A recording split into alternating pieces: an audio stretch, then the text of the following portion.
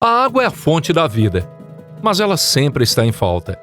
Atualmente, cerca de 40% da população mundial sofre com a escassez de água. Nos últimos 20 anos, a quantidade de água doce disponível por pessoa caiu 20%.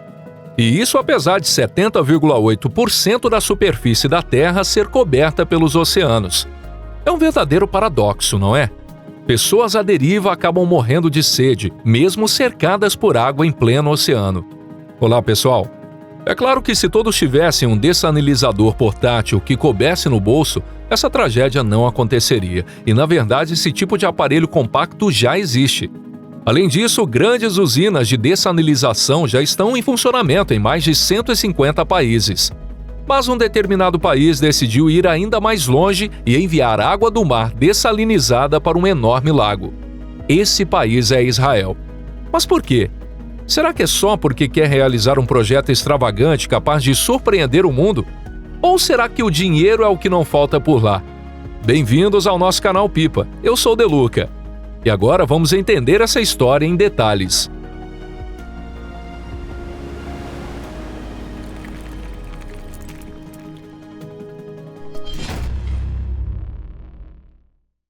A história do Lago Kinneret. Grande parte de Israel está localizada em uma região de clima árido. Por isso, ali todos sabem muito bem o valor da água e o peso de cada centavo investido. É claro que Israel não desperdiça fortunas em experimentos científicos sem utilidade.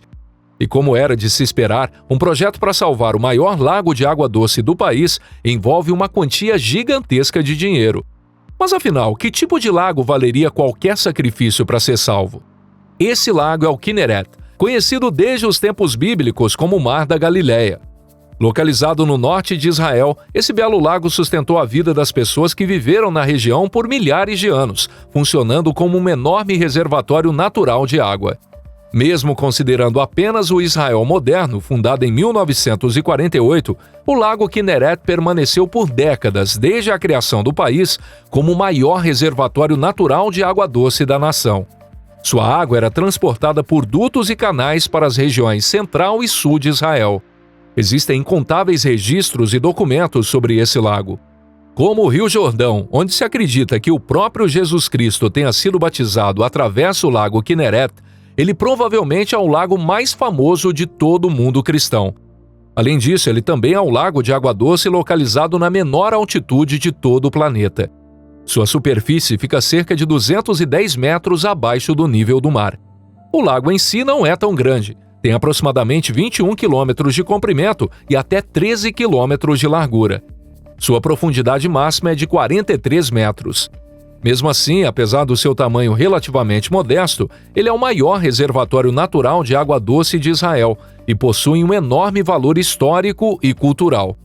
Por isso, a queda no nível de suas águas deixou de ser apenas um problema econômico e passou a representar também um forte impacto psicológico para os israelenses. Ainda assim, durante muitos anos, esse problema foi simplesmente ignorado. Muita gente acreditava que o sagrado Mar da Galileia jamais poderia secar.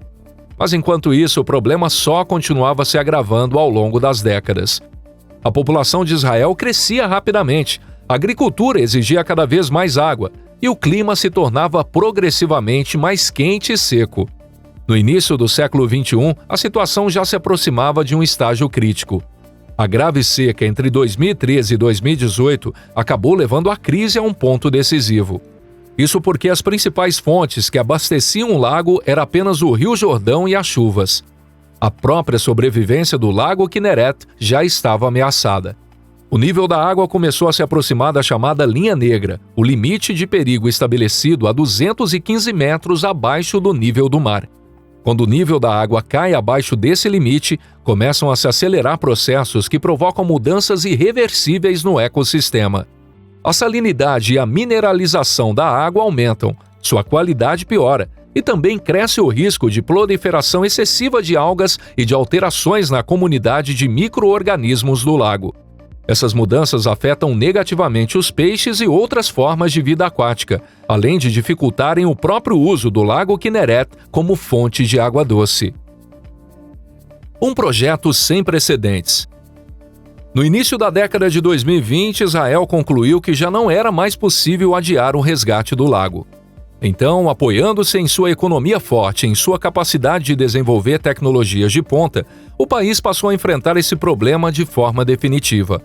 Em apenas algumas décadas após a reconstrução do Estado judeu, Israel se tornou, no início do século XXI, um dos líderes mundiais em dessalinização da água do mar. Ao longo da costa do Mediterrâneo, enormes usinas de dessalinização por osmose reversa foram sendo construídas, uma após a outra. O funcionamento desse método é simples. A água é submetida a uma pressão extremamente alta e forçada a atravessar uma membrana ultrafina. Essa membrana altamente seletiva permite a passagem apenas das moléculas de água, retendo o sal e praticamente todas as outras impurezas. Como resultado, hoje mais da metade de toda a água doce consumida em Israel vem da dessalinização da água do mar. E no caso da água destinada ao consumo doméstico, especialmente a água potável, essa proporção é ainda maior, atingindo de 70% a 85%.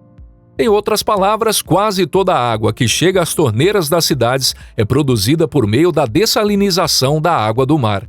Os principais responsáveis por isso são as gigantescas usinas de dessalinização construídas na costa do Mediterrâneo, nas regiões de Ashkelon, Hadera, Asdod e do Vale de Sorek.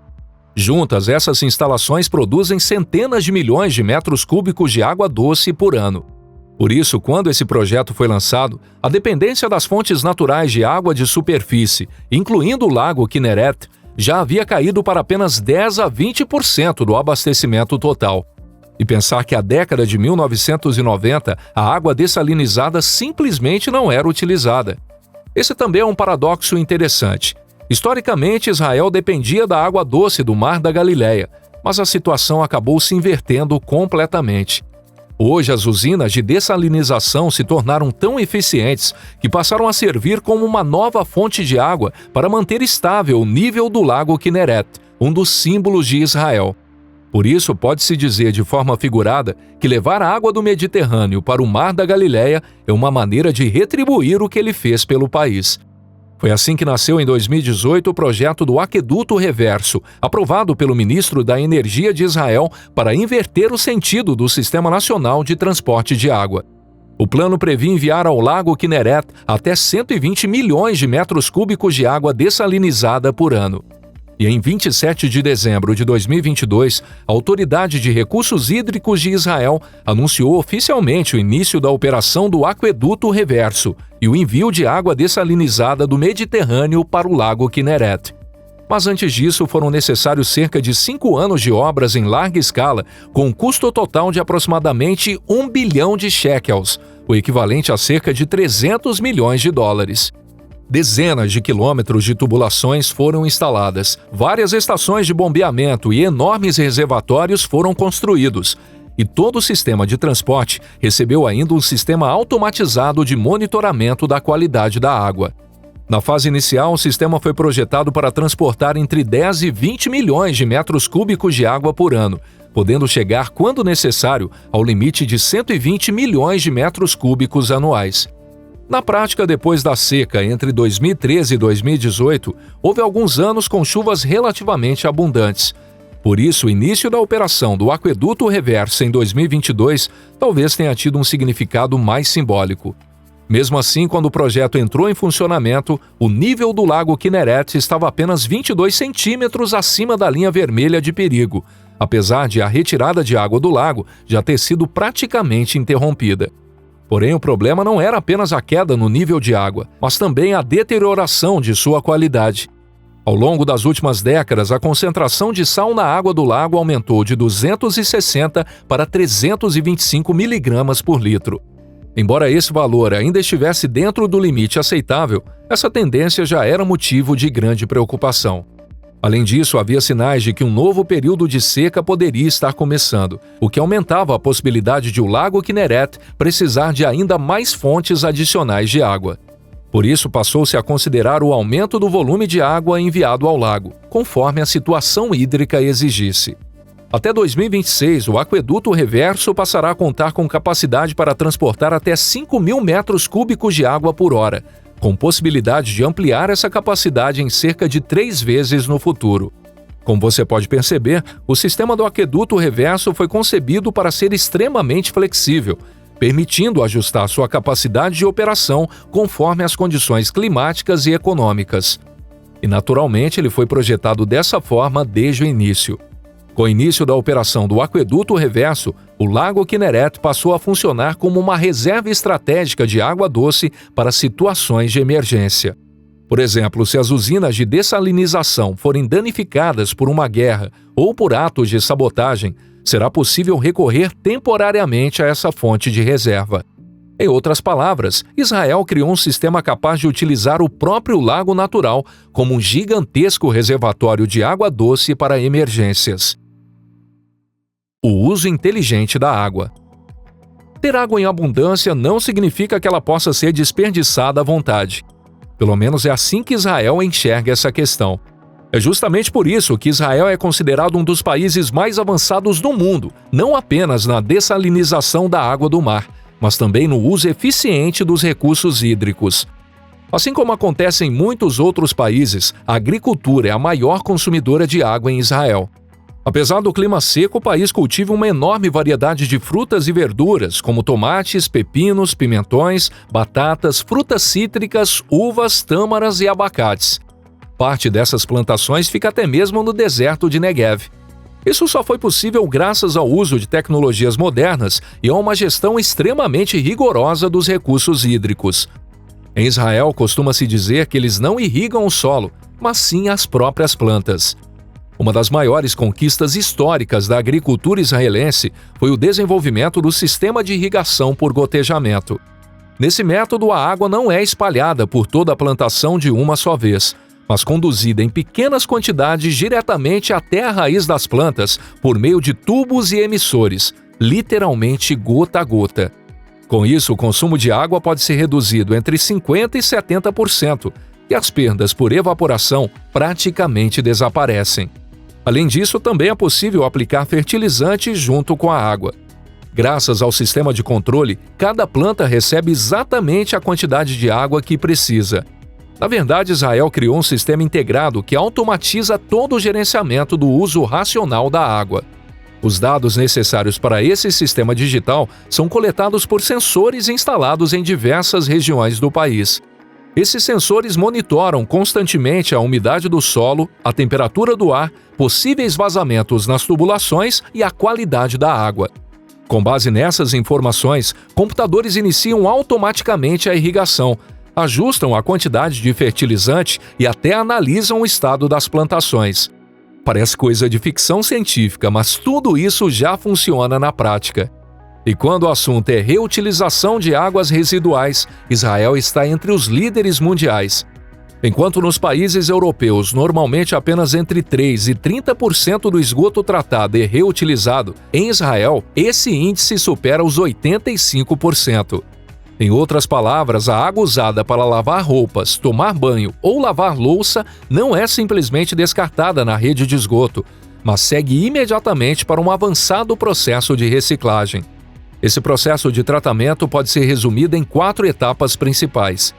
Na primeira etapa, o esgoto é coletado e levado até as estações de tratamento.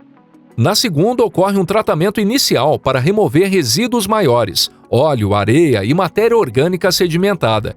Na terceira etapa, acontece o tratamento biológico, no qual bactérias especiais decompõem os poluentes orgânicos. Na quarta etapa, a água passa por processos avançados de purificação e desinfecção, utilizando filtração, luz ultravioleta e tecnologias de membranas. Somente depois de concluir todo esse ciclo de tratamento, a água é enviada novamente para uso na agricultura e na indústria. Normalmente, essa água reciclada não é utilizada diretamente como água potável. Israel opera diversos sistemas de reutilização de águas residuais. O maior deles é a estação de tratamento de esgoto de Shafdan, localizada nos arredores de Tel Aviv. Essa instalação é o coração de todo o sistema de reaproveitamento de água. Em especial, a água usada para irrigar as plantações do deserto de Negev é fornecida por essa estação. Assim, se alguém marcasse 1 litro de água usado durante um banho em Tel Aviv, talvez ele reaparecesse centenas de quilômetros depois, irrigando um pomar de frutas cítricas em kibbutz no meio do deserto.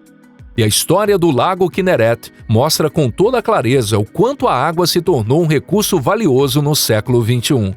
Antigamente, os países disputavam territórios ricos em petróleo. Hoje, a água, o uso inteligente desse recurso e a eficiência das tecnologias de tratamento estão assumindo um papel cada vez mais importante. Em Israel, a própria escassez natural de água impulsionou um enorme avanço nas tecnologias de gestão hídrica. E esse projeto de abastecer um lago de água doce com água do mar dessalinizada talvez seja um dos exemplos mais simbólicos de que a humanidade está deixando de ser apenas uma destruidora da natureza para se tornar sua protetora. E se você gostou do vídeo de hoje, não esqueça de deixar seu like e compartilhar com seus amigos. Muito obrigado por assistir até o final. Um forte abraço e até a próxima!